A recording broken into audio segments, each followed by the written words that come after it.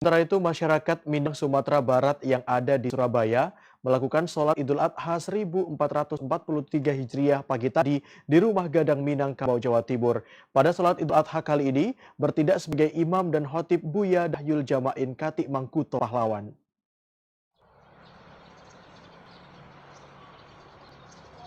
Ratusan umat muslim dari masyarakat Minang yang ada di Jawa Timur hadir di Rumah Gadang Minangkabau, Jawa Timur, Jalan Gayung, Kebonsari, Surabaya untuk melaksanakan ibadah sholat Idul Adha.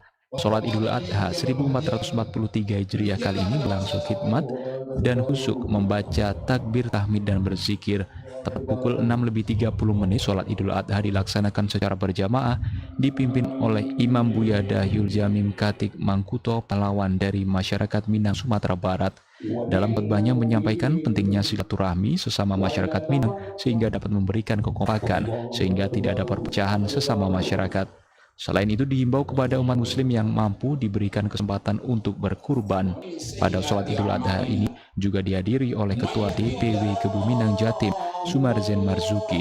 Seusai melaksanakan sholat Idul Adha, masyarakat Minang yang ada di Jawa Timur juga melaksanakan penyembelihan hewan kurban sebanyak 7 ekor sapi. Pembagian daging kurban ini diberikan kepada masyarakat Minang yang ada di Jatim, masyarakat sekitar Rumah Gadang, pasukan kuning, dan tukang becak.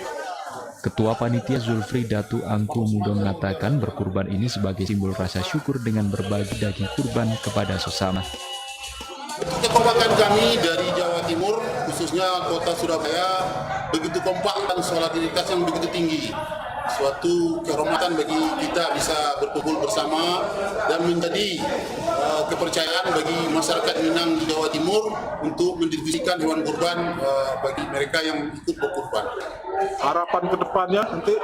Harapan ke depannya kalau kami sangat untuk tahun-tahun selanjutnya lebih dari yang sekarang ini dengan 7 sapi, mudah-mudahan tahun depan lebih meriah, lebih banyak lagi yang ikut berpartisipasi untuk para perantau Jawa Timur. Metode distribusinya ada kepada orang-orang Minang yang ada di Jawa Timur yang memang belum berkecukupan atau kurang mampu. Ada juga orang-orang Minang yang memang dalam kondisinya janda misalnya atau tinggal oleh suami.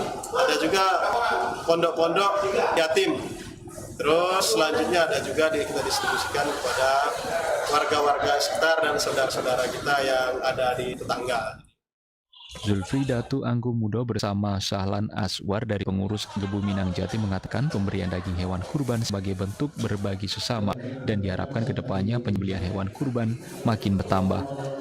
Seusai melakukan sholat Idul Adha, para jamaah dari masyarakat Minang ini menggelar silaturahim serta dilanjutkan dengan makan khas Minang yakni lontong sayur.